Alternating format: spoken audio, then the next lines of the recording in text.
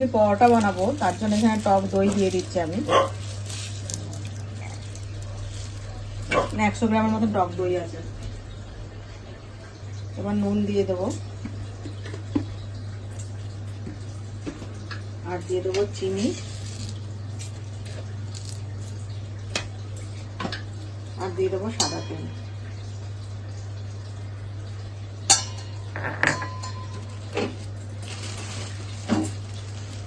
এবার আমার যতটা ময়দা লাগবে আমি ততটা ময়দা দিয়ে মেখে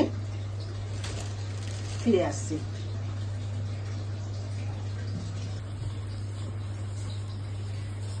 আমি আগেই জল দেব না, আগে দেখবো এরকম করে মেখে নেব কতটা মাখা হচ্ছে, তারপরে আমি আস্তে আস্তে জল দিয়ে মাখবো।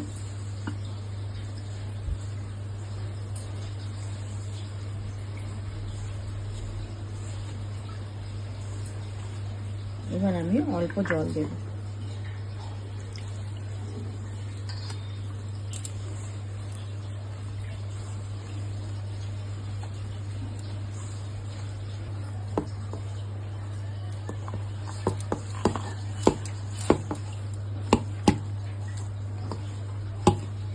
এবার আমি তেল মাখিয়ে রেখে দেবো রেস্টে 8 ঘন্টার জন্য। আজকে আমি বানাবো কুমড়ো, ছোলা, আলু দিয়ে তরকারি। তার জন্য আমি এখানে একটু সামান্য জিরে, ধনে আর মৌরি নিয়ে নিতে, এটাকে শুকনো খোলায় একটু টেলে নেব।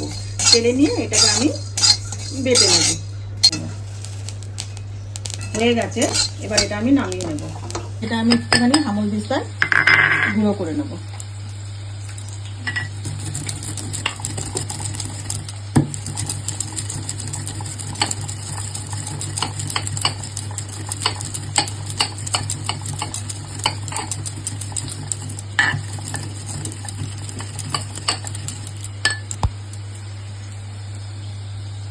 গুঁড়ো হয়ে গেছে। এবার আমি কড়াইতে সর্ষের তেল দিয়ে দেবো।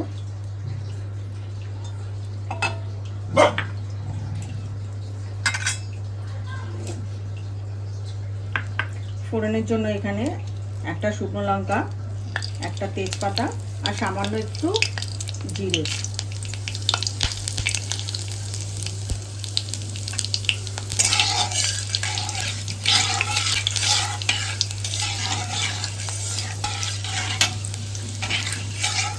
নাড়াচাড়া করে আলুগুলো দিয়ে দেবো।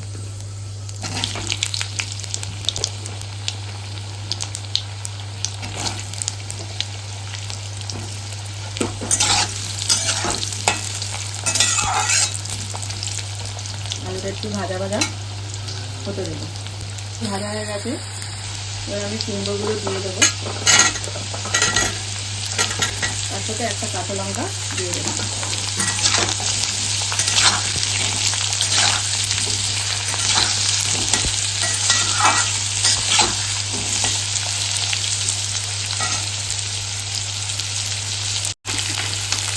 এবার এর মধ্যে আমি নুন দিয়ে দেবো।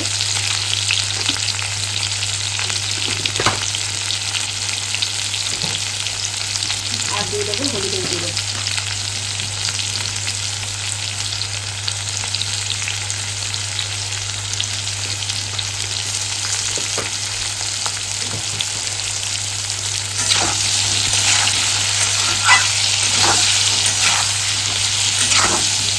নাড়াচাড়া করে যে ছোলা আর বাদামটা ভিজিয়ে রেখেছিলাম ওটাকে দিয়ে দেবো।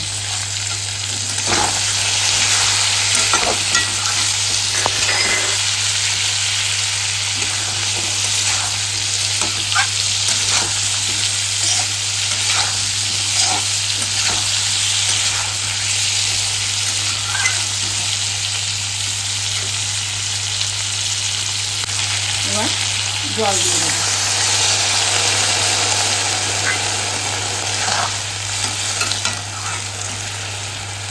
এবার এটা ঢেকে লো ফ্লেমে হতে দেবো।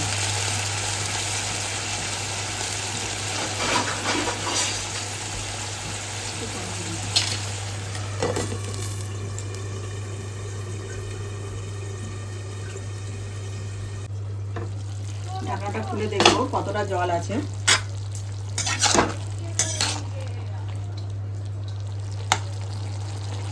আলু কুমড়ো ভালোভাবে সিদ্ধ হয়ে গেছে। এবার গ্যাসটা আমি জোরে করে দিলাম। এবার একটু ভেঙে ভেঙে দেবো।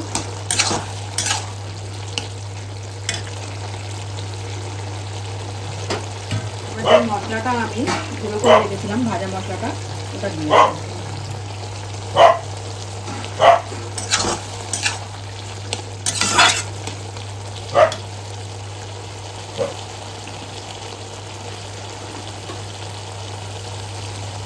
সামান্য একটু চিনি দিয়ে দেবো।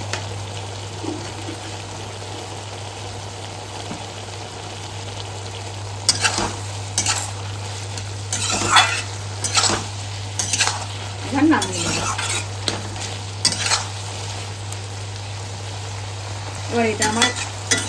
এবার আমি গ্যাসটা বন্ধ করে দিলাম।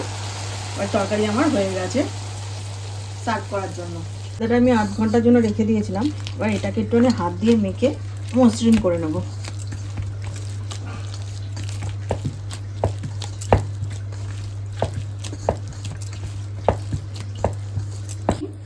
এটা লেচি কেটে নিয়ে চলে এসেছি। এবার আমি সামান্য তেল দিয়ে দিয়ে পরোটাগুলো বেলে নেব।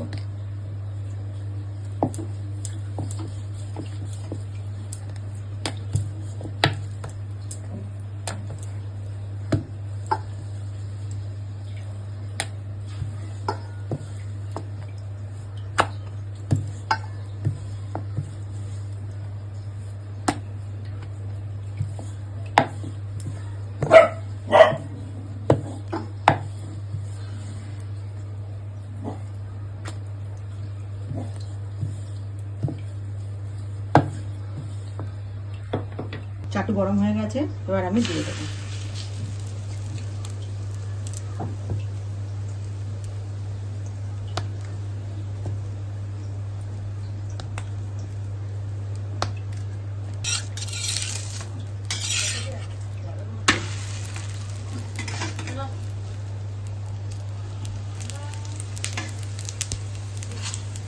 ভাজার জন্য সাদা তেল নিয়ে নিয়েছিলাম।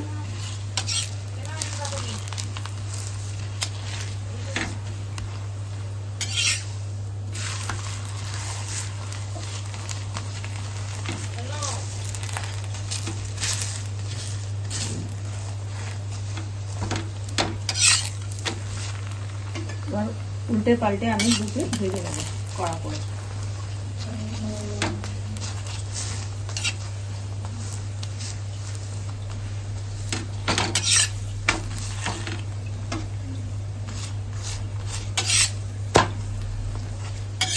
একে একে আমি সব পরোটাগুলো রেডি করে নিয়েছি।